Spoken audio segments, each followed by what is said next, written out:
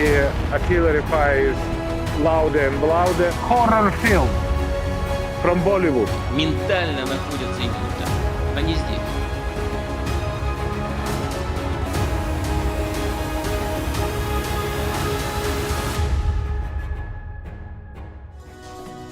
Russia's Ukraine invasion is entering its fifth week. In the last 24 hours, we have witnessed some fast-paced developments, events that could potentially change the course of this conflict. Russia is being accused of poisoning negotiators. This is what the Western media reports say. Billionaire Roman Abramovich and Ukrainian representatives have reportedly developed some symptoms, and they are said to be consistent with chemical weapons poisoning. We have not been able to independently verify any of this. Moscow was quick to issue a denial in the meantime. At the same time, the Kremlin is now talking in a different tone. Russia today committed to reducing military activity in Ukraine. Kiev says a meeting between Volodymyr Zelensky and Vladimir Putin is quite possible now.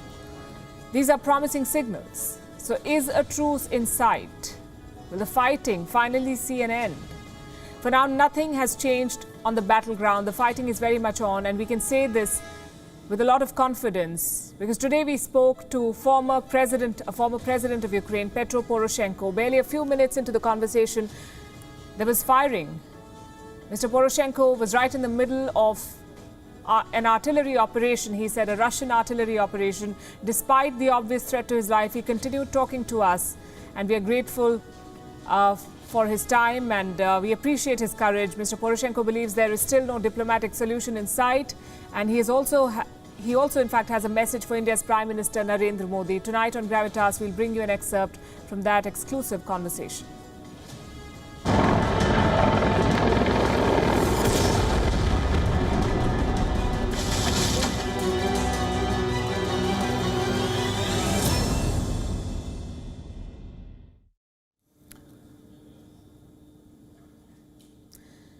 So Ukraine remains a war zone. Kiev and Moscow are talking peace now. There are promises to cut back military activity, but one man does not believe that Russia can be trusted just yet. His name is Petro Poroshenko. He served as Ukraine's president from 2014 to 2019. He led Ukraine through the first phase of the war with Russia, you could say, when Russia occupied Crimea.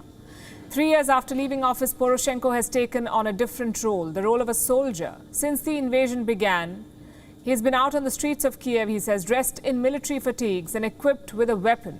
We spoke to him earlier today, and it wasn't like any other interview we've had. Mr. Poroshenko was not in a studio like us. He was on duty, out on the streets of Kiev. Minutes after we started our conversation, bullets were fired.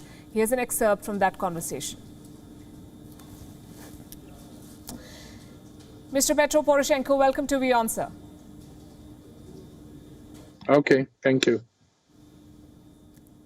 You've been on the front line since the invasion began. How are you doing? Are you safe?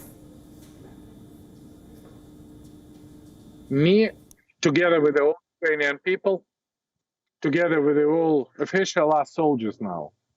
And we do our best to stop Russian aggression, to throw him out from Ukrainian soil, and to defend and protect our people.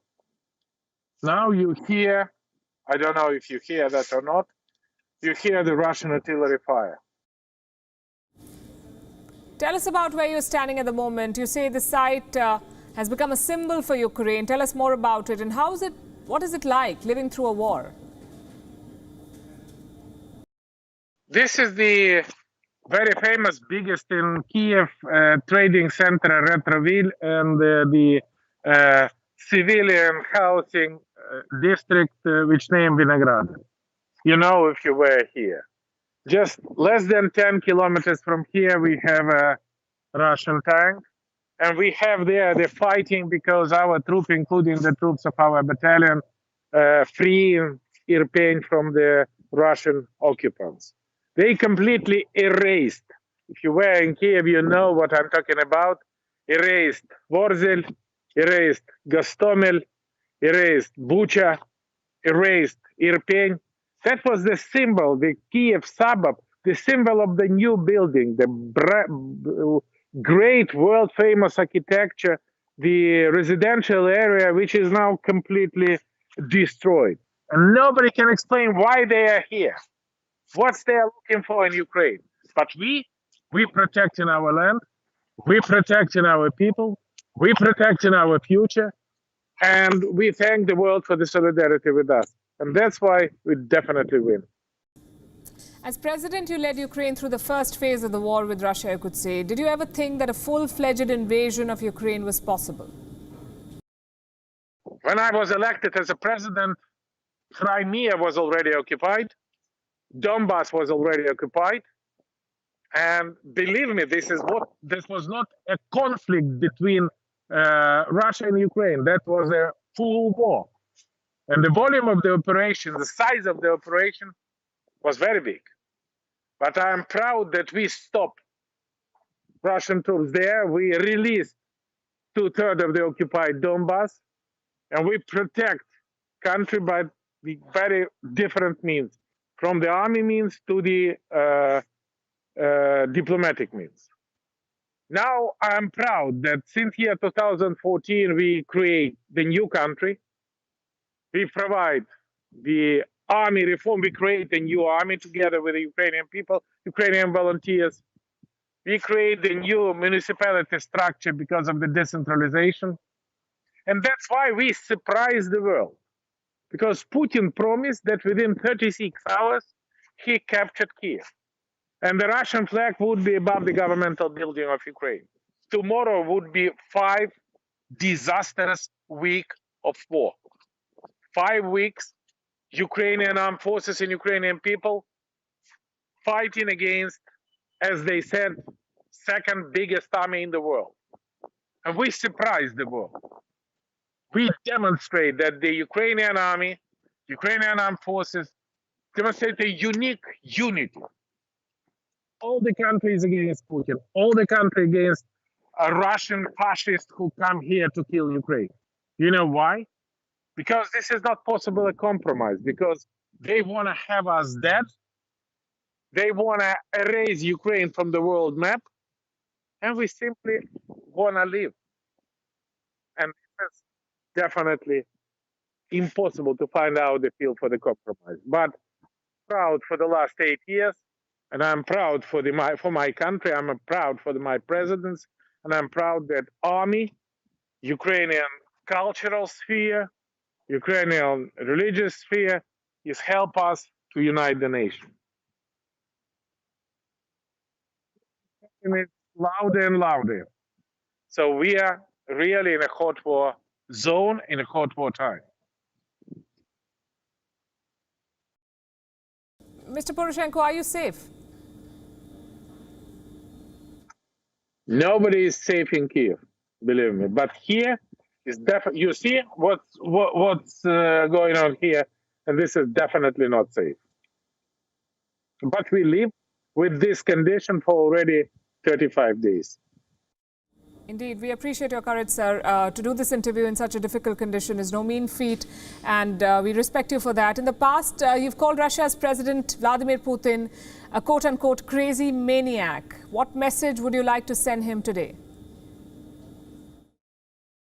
I don't change my mind, and no normal person is impossible to explain what is the reason why he's doing that. He is inadequate. He is unpredictable. He is crazy. Killer, which should be behind the bars of International Criminal Court. What do you make of the actions of the West so far? Do you believe their reluctance to act against Russian energy supplies has extended this war in Ukraine? Look, first of all, I also think that the world is surprised with Putin, because Putin do not expect the world would be such united. Definitely yes. But we need from the world, from the global solidarity, several things. We need the Land-Lease Act to supply Ukraine everything from nutrition to ammunition.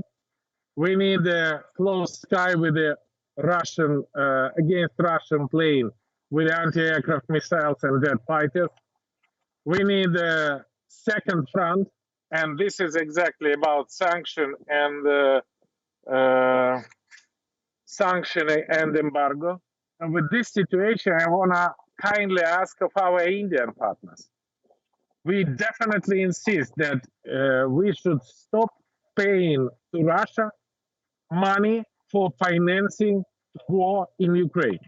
Because every single $1 billion and Russia received for their oil and for their gas, $1 billion a day. $1 billion, this means more than 300 Russian tanks go to Ukraine for one day.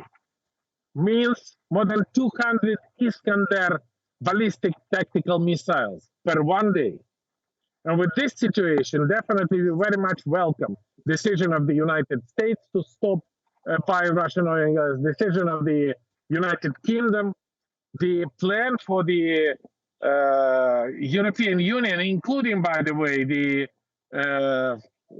Germany, to significantly decrease the gas consumption and stop oil consumption. And my request to India, please, I know that Russia use you in propaganda against sanctions when telling that India buying the Russian oil extremely cheap. They say that it is buying about for $25 a barrel. And you're buying a small portion. It's about for 1 or 2 days of your consumption. Please stop. This is the victims of Ukraine asking your government, please stop buying Russian oil. Very strong words, sir, and it's become a bit of a trend. Everyone in the world seems to have advice for India. You say India is buying oil from Russia, but what will you say to Europe, which has bought billions of dollars worth of gas from Russia since the beginning of this invasion? Is that not a betrayal? My request to the European Union member states is exactly the same. That was a request of me, fifth president of Ukraine, to my friends, which is a leader of the head of state and the head of the government in European Union. And definitely we need to have a full embargo on Russian oil and gas, no matter it is European Union or India or any other nation in the world, including China. But my request, please, now I request to India, and yesterday it was exactly my request to the European Union member state. What message would you like to send to India's Prime Minister Narendra Modi then? Dear Prime Minister, if you will have an opportunity and demonstrate the solidarity with Ukraine, please stop buying Russian oil and please be the guest of Ukrainian now. Could you make a visit in Kiev? And your presence here in Kiev would have a great symbolic importance. Think about that. This is the decisive step of decisive person, and this is demonstrate your, dear Prime Minister, leadership for Ukraine. And point number two, this is the humanitarian assistance. We have a disastrous humanitarian crisis. And if, as I said, you can supply the world-famous Indian medicine for the suffering Ukrainian victims of the Russian aggression, that would be also very important, because friend in need is a friend indeed, my dear partners. Well said, Mr. Poroshenko. Thank you very much for joining us here on WION.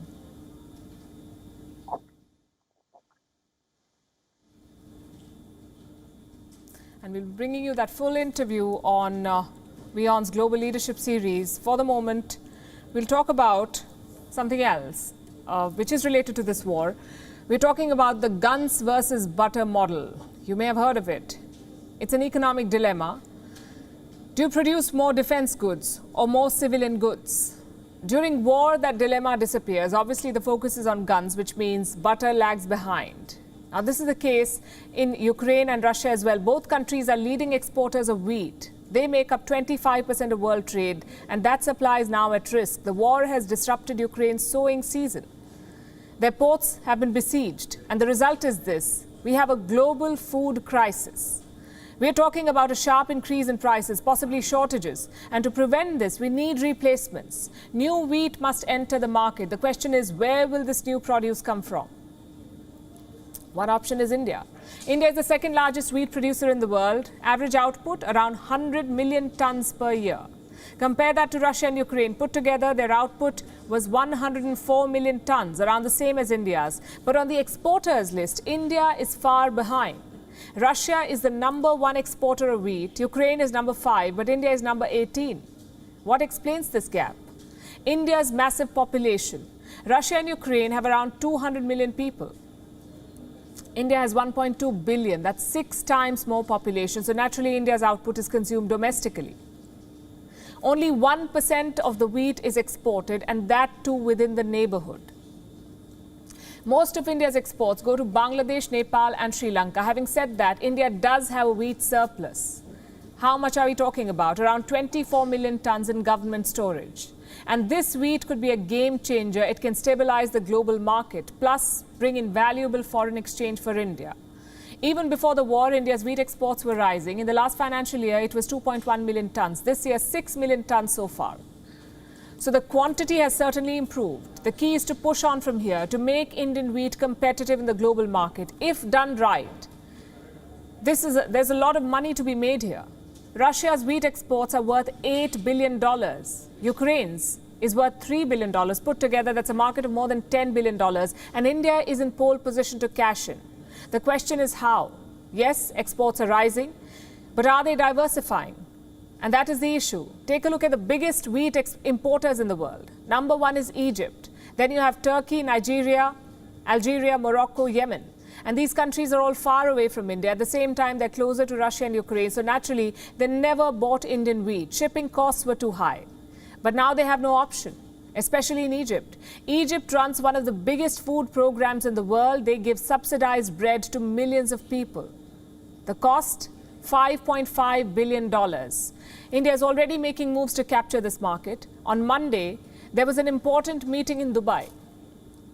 Commerce Minister of India Piyush Goyal met Egypt's Food and Distribution Minister. Reports say they struck a deal. Egypt will soon start importing wheat from India, and it's a good start. But there are more deals to be struck. Indonesia, the Philippines, South Korea, Yemen, Nigeria, all of these countries are on India's radar. In the short run, they will buy Indian wheat because, like we said, they have no other option. But how can India retain these customers?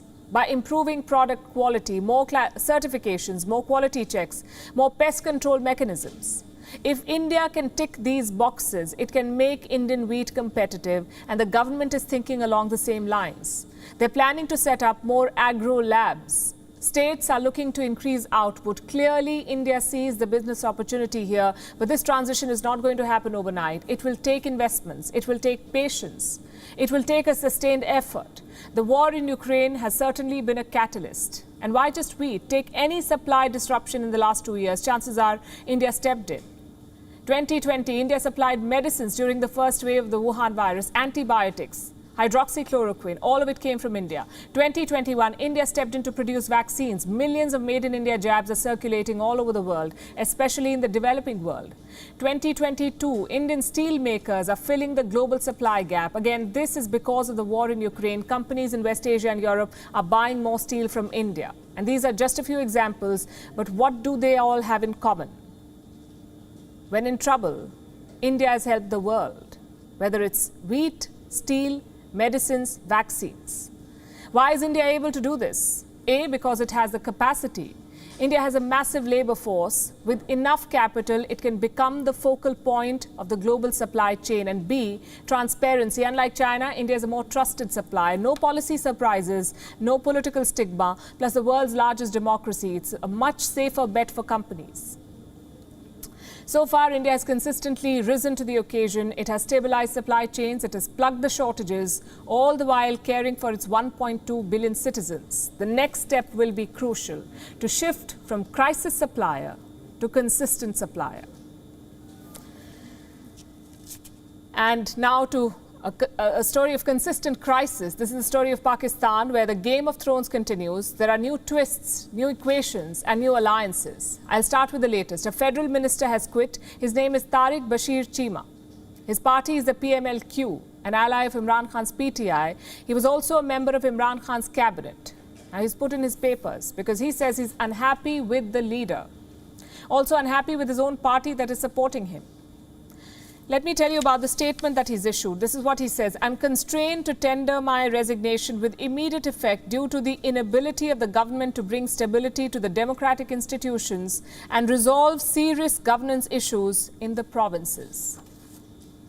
Shortly after Mr. Chima resigned, he uploaded a new profile picture on Twitter as if to confirm a new beginning of his career. And it's quite the beginning, we say, because Mr. Chima also plans to vote against Imran Khan in the upcoming no-confidence vote. In the province of Punjab, another PTI leader has resigned, not to corner Imran Khan, but to help him. He's the Chief Minister of Punjab himself. His name is Usman Bazdar. Now, he sacrificed his political career to help Imran Khan stay in power. How does that work?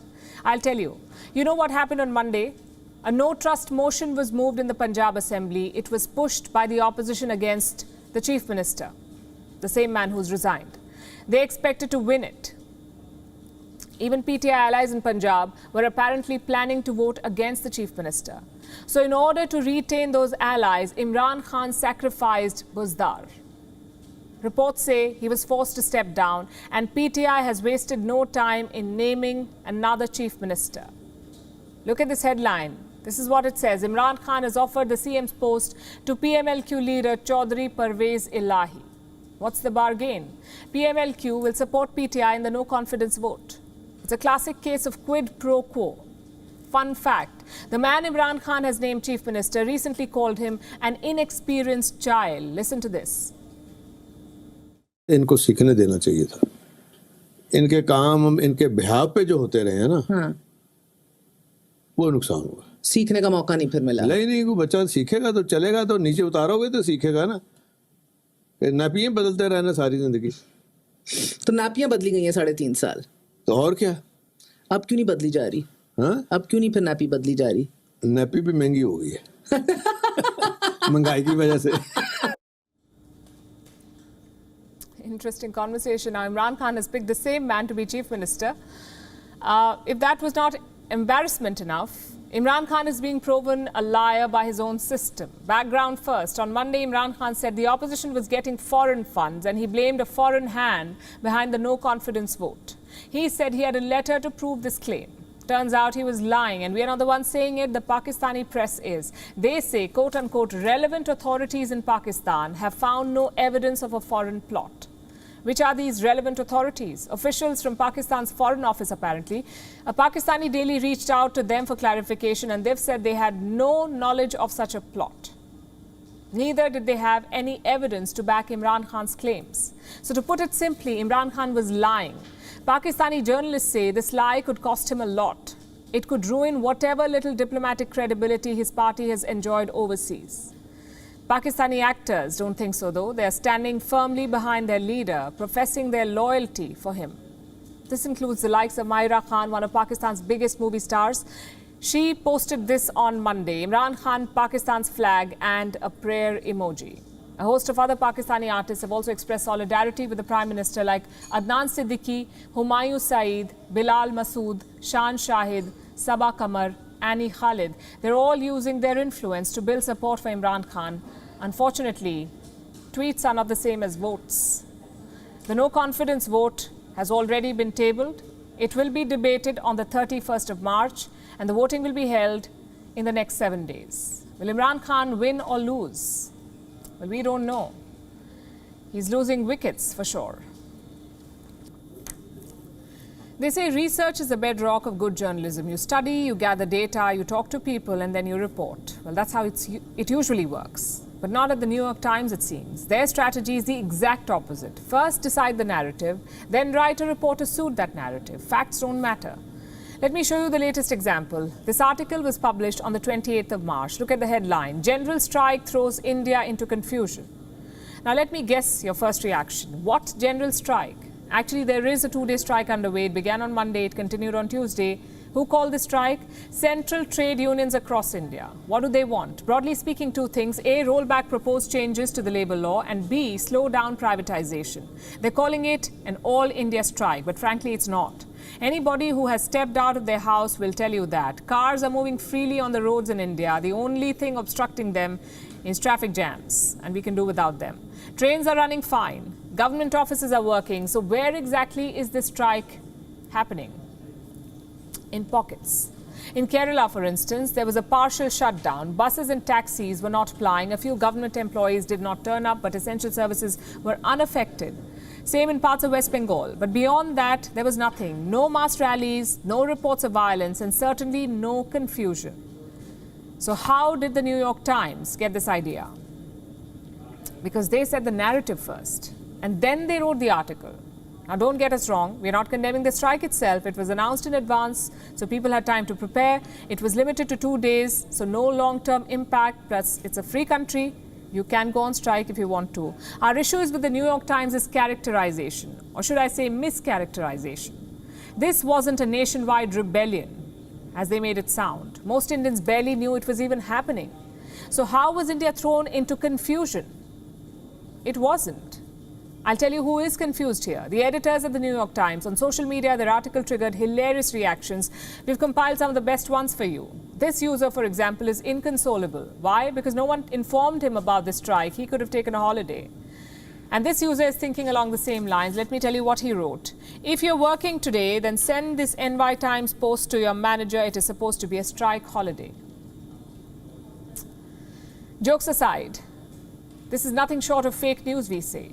Just think about it. A tiny strike is being blown out of proportion. It is being portrayed as a nationwide revolt. How is this not fake news? Let me quote what the article says. The strike has spread to large parts of India, with supporters of the walkout blocking roads and train tracks and public transportation absent from the streets of many towns. Again, this is not true. Maybe a couple of trains were blocked, a few streets were deserted. But remember the size of India. This is a country of 1.4 billion people. A handful of trains blocked is not a nationwide revolt. At best, it's a distraction. But coming back to my first question, how did the New York Times arrive at this conclusion about this confusion? Did they talk to people? Well, they did. 2 people. 2 people have been quoted in their article. One is a Communist Party member. The second is a trade union representative. Talk about balanced reportage. No comment from the government, no official response. They simply went with their narrative. And just to be clear, this is the same New York Times that published an op-ed by Taliban leader Sirajuddin Haqqani. They have no problem publishing white supremacists either. But an elected Indian government? Well, that's a strict no-no. And the bias does not end there. This article is a perfect example of picking and choosing facts. I'll show you an instance. Here's what the NYT wrote about the strike in South India. In Kerala, it says, in the south, streets were empty and shops shuttered. What a sweeping statement. Here's what the NYT did not report. The Kerala High Court has barred government employees from striking. And I had the order with me. And I'll tell you what it says. One way of looking at the rule is that the government servant has no right to participate in any strike. Equally, it is the duty of the government to prevent the government servant from joining in strikes. Why did the NYT not report this part? Because it did not suit their narrative. And this selective reporting is only for India, by the way. The West gets a free pass. Take a look at this NYT report from March 9th. What does the headline say? Trucker convoy near Washington, D.C. is a low-key protest. So the NYT does understand scale. They do know what is a large protest and what is not. In India, they just chose to ignore it. And it's not the first time. Do you remember their job offer last year? NYT wanted anti-government candidates in India. This is not how balanced journalism works. You need to do your research. You must catch the pulse on the ground. If not, you'll get trolled like the New York Times. They reported a strike that India was yet to discover. For the moment, we're shifting to the Pacific. China wants to build a military base there. And Beijing is working on a deal with the Solomon Islands. We told you about this story last week. The neighborhood is alarmed. Australia says it is worried. New Zealand is gravely concerned. And frankly, they have reason to be worked up. If China builds a base, the Pacific would be militarized. There is strong backlash against the agreement. And the Solomon Islands is not pleased. In fact, the government has taken offense to these comments. They find this criticism insulting. Prime Minister Manasseh Sogavare is outraged. This is what he told his parliament. The security treaty, Mr. Speaker, is pursued at the request of Solomon Islands government. We are not pressured. We are not pressured in any way by our new friends. And there is no intention whatsoever, Mr. Speaker, to ask China to build a military base in Solomon Islands. goodness. We're insulted. We're insulted by such unfounded stories. We're insulted by such unfounded stories, he says. Sogavare is referring to this document. This is a draft of the proposed deal with China. It was leaked last week, and we told you about it on this show. And going by this draft, there is no ambiguity. It says Chinese ships can make stopovers in the Solomon Islands and Chinese forces can be deployed here. But Sogavare insists that China is not building a base. So has the draft changed? Well, that he won't say. The Prime Minister is not sharing details. All he says at the moment is that the pact is ready to be signed. Same with China. They're bullish on this plan.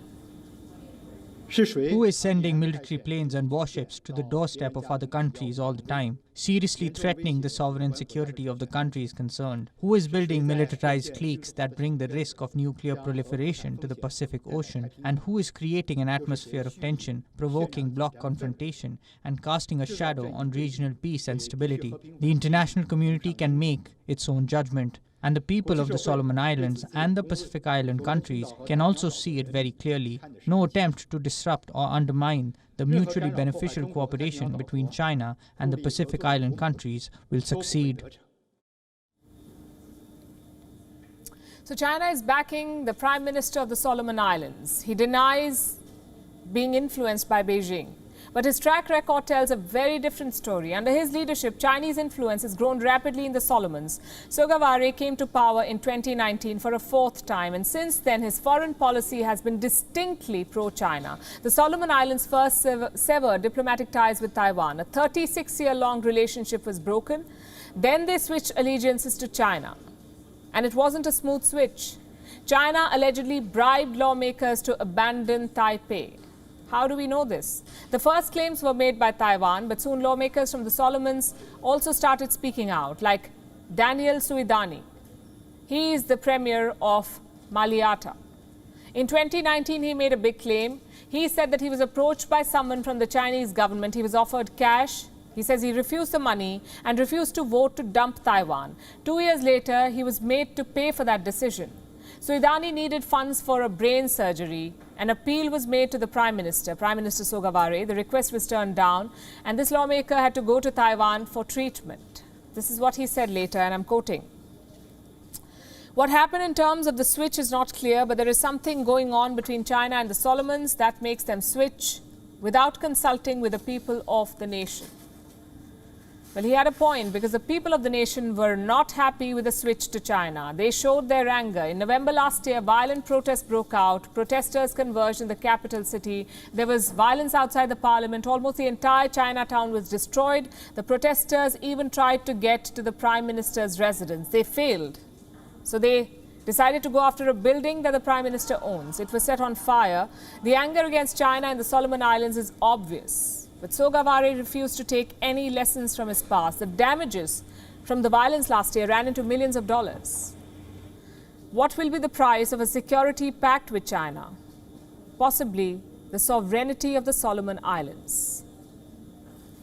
Our next story is from France. The country is in election mode. Presidential polls begin in 12 days. The first phase will be held on the 10th of April, the second phase on the 24th of April. Who are the candidates? What are their leanings? Which issues are they fighting over? And what are opinion polls saying? Here's all you need to know.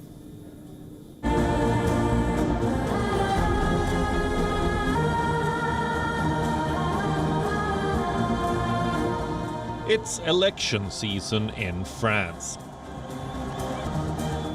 The campaigns have kicked off. The candidates are prepared.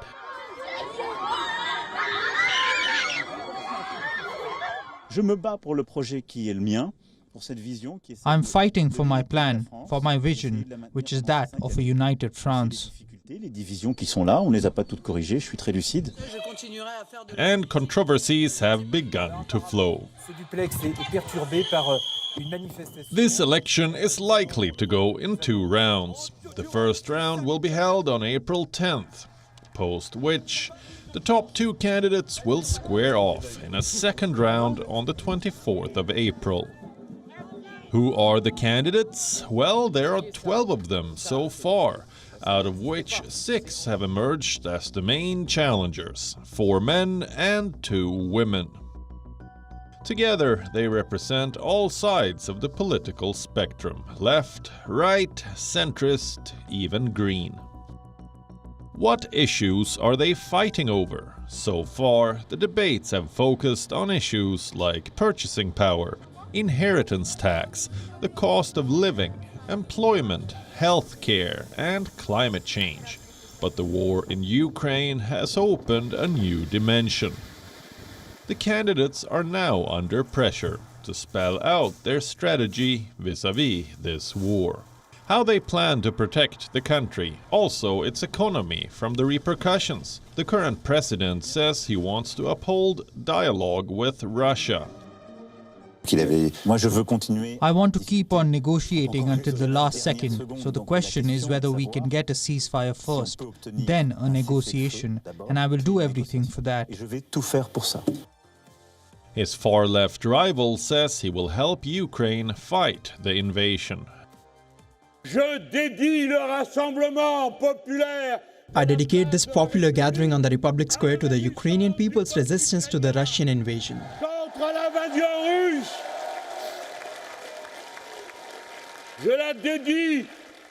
I dedicate it to the brave Russians who resist in their own country against war as well as the dictatorship. And far-right candidate Marine Le Pen says she will put an end to France's energy dependence on Russia. Pour ma part, je suis la seule candidate à avoir planifié un plan d'indépendance énergétique. I am the only candidate who has made a plan for energy and productive independence that allows France to regain 20% of industry in GDP in 30 years, as in the 1990s. Unlike Emmanuel Macron, I also plan a real hydrogen revolution in order to free us completely, not from gas, but also from many uses of oil. Puis entamerons les études nécessaires au prolongement des réacteurs jusqu'à 60 ans. So, whose promises are working the most? What are the opinion polls saying? So far, Emmanuel Macron has the clear edge. He's leading the opinion polls by a decent margin. Following him closely is Marine Le Pen.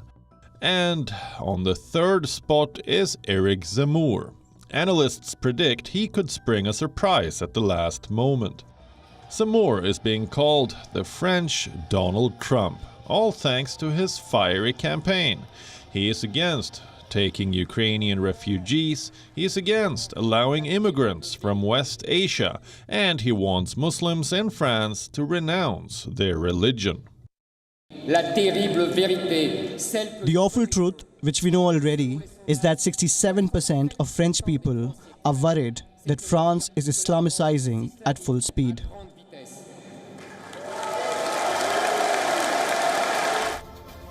"12 days are left for the polls to begin. Emmanuel Macron is the clear favorite, but as the election rhetoric heats up and the campaigns become more polarizing, who knows how the French people will end up voting.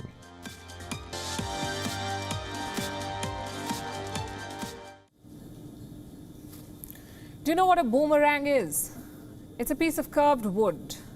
When thrown, it returns to the thrower.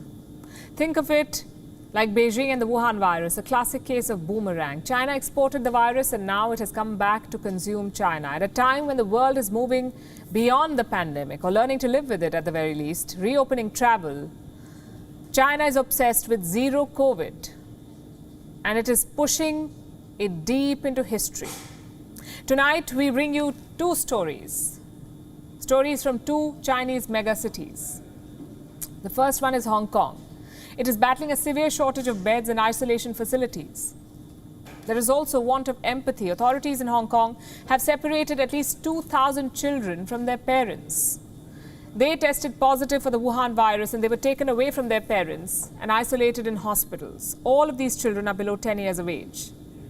Their parents are not being allowed to meet them or take care of them or stay with them in a quarantine facility. We're talking about children below 10 years of age. In some cases, as young as 11 months old. In February, Hong Kong authorities separated an 11-month-old baby from her mother. This baby had tested positive for the Wuhan virus. The 32-year-old British woman went crying and begging to the hospital. She asked for a test, hoping to test positive herself so that she could stay with her daughter. But the hospital turned her away. The mother was told to go and get tested at a government facility. The hospital told her that the baby will not be discharged until she tests negative, and the parents will not be able to see her till then, 11 months old. And stories like these are unheard of. But coming from China, a country that has sworn to a zero COVID policy, it doesn't surprise you. Its obsession with zero COVID is now taking a toll on the people of China. Hospitals in Hong Kong claim to be putting, quote-unquote, public health over children's interests. Experts say this is child abuse. Lawyers say they're receiving calls from distressed parents wondering how to navigate these draconian policies. Many expats have left the city. They fear meeting separation from their children. They're reconsidering going back to Hong Kong. Locals too are afraid to report their children's infections. China's zero COVID policy has clearly failed to contain the Wuhan virus, but the country is still bent on beating its people with an iron rod, hoping to get COVID out of their system. Again, we come back to Hong Kong. The city's borders have been shut since 2020. It's been 2 years. 2 years. Just a handful of flights have been allowed to fly in and out of Hong Kong. Not too long ago, the city's residents were forced to give up their hamsters. Thousands of these creatures were culled. Hong Kongers, in fact, have been living under one of the world's harshest lockdowns. What for? What is it, the fifth wave in Hong Kong? Clearly, the obsession with the zero COVID policy is not working. China's draconian policies are not working.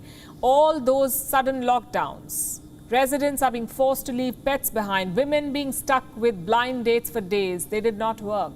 The Wuhan virus has refused to leave its home.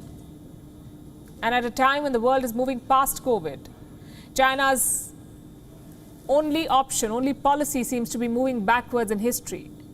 This is how China's financial capital looks right now. This is Shanghai.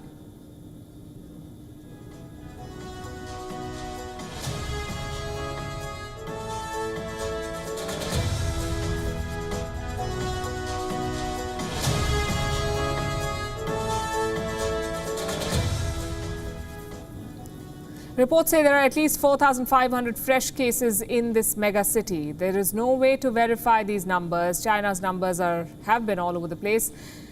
These are absurd categorizations. Asymptomatic carriers, local transmissions, perhaps designs to mask the real picture. We don't know. Reports say in Shanghai alone there are 4-digit new infections. For the 6th straight day, the city is in the middle of a 2-phase lockdown. 25 million people have been affected. Either they have to stay indoors from the 28th of March to the 1st of April, or from the 1st to the 5th of April. Authorities plan to test everyone in the city, and anyone who tests positive will be sent to hospital. Isolating at home is not an option in Shanghai, but hospitals are strained. How many people can they take? The situation in Shanghai is so desperate that in many cases employees are sleeping over at offices so that their businesses can navigate this lockdown and continue business as usual. China's zero COVID policy and blanket lockdowns have already disrupted production and supply chains. As we speak, production of Tesla in Shanghai has hit pause. Other companies have been affected too. A few days ago, Chinese President Xi Jinping pledged to achieve what he called maximum prevention and control. In other words, he did not quite instill the confidence the people and businesses were looking for. And the end result is this: China continues to be isolated from the world, courtesy its homemade virus. And its continued obsession with zero COVID has triggered an exodus of expats and businesses. Several companies have exited Hong Kong and Shanghai. Many others have joined the queue. Reports say Hong Kong is offering tax relief to companies now, trying to tempt them into staying back. But is any of this working? We'll be tracking this for you. And the final story of the evening, let's start with a question.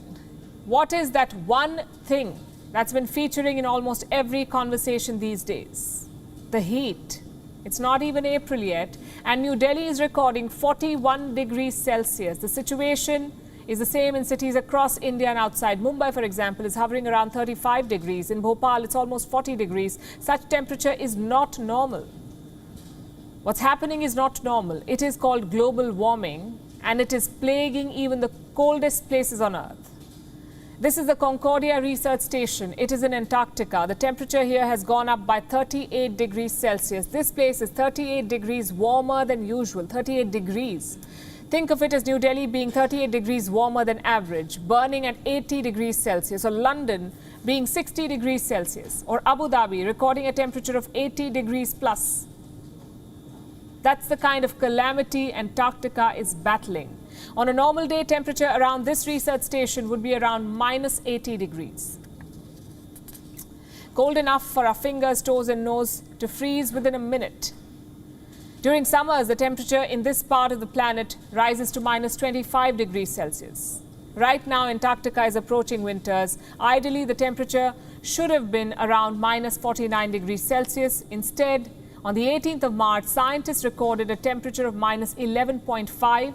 It was 38 degrees warmer than the same last year. Experts say this could be a world record for the highest temperature rise, 38 degrees. It is being called an extraordinary heat wave. I know what some of you are thinking. How can minus 11 even qualify as a heat wave? I know minus 11 degrees Celsius is not warm by any standards, but in Antarctica, it is unusual. It is a heat wave. Such temperature has never been recorded in this part of the world. We are talking about a 38-degree temperature rise, again, something that's unheard of. Not too far from Concordia Research Station is the Vostok Station. It is a Russian research base. It was in Vostok that the world's coldest temperature was recorded, minus 89.2 degrees. The year was 1983. And we are in 2022 now. On the 18th of March, Vostok 2 recorded a temperature that was 27 degrees warmer than average, again far from normal. Within days of this record temperature, the ice shelf in Antarctica collapsed. A floating chunk of ice, almost the size of Los Angeles, collapsed. And something like this has never happened in our lifetimes, or even since we began studying these ice shelves. This collapse was out of the ordinary. Just like the temperature rise, global warming triggered it. What's next?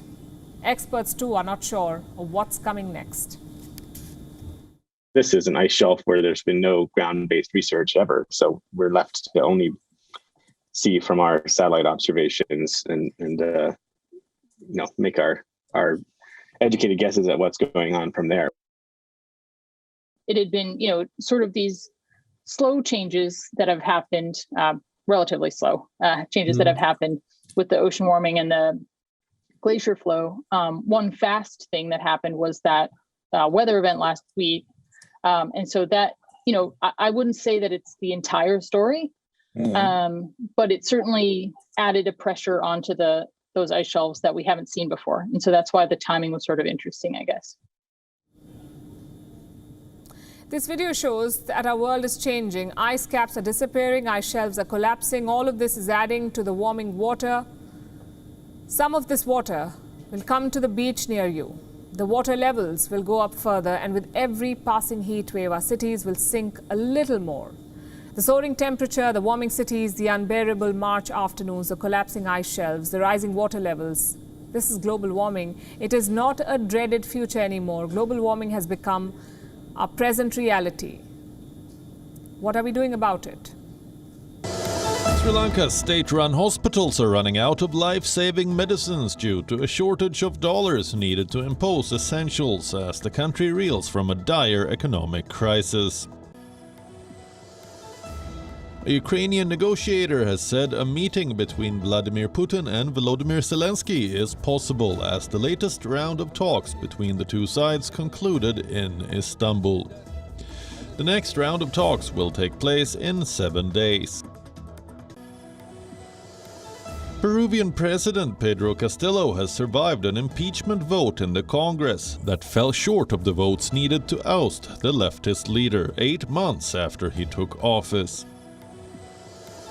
The London police will be issuing at least 20 fixed penalty notices as part of their investigation into the illegal parties held at the Prime Minister's residence and office during the COVID-19 lockdown.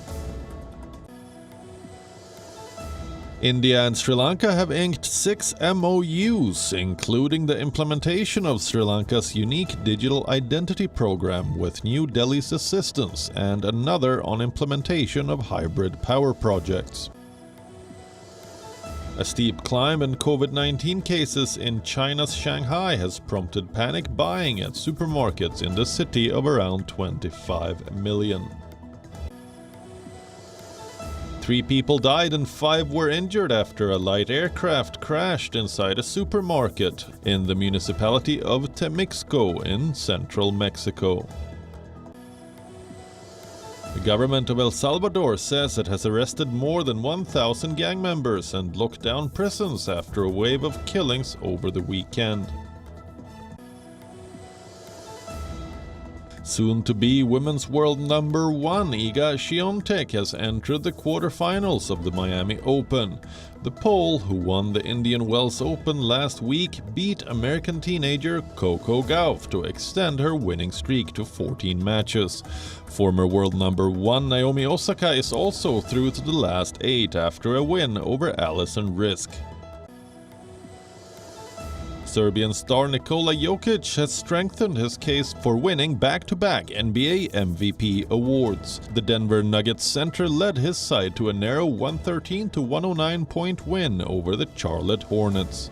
Jokic grabbed 26 points, 19 rebounds and 11 assists for his 19th triple-double of the season. Leaving you with Gravitas Images. Thanks for watching.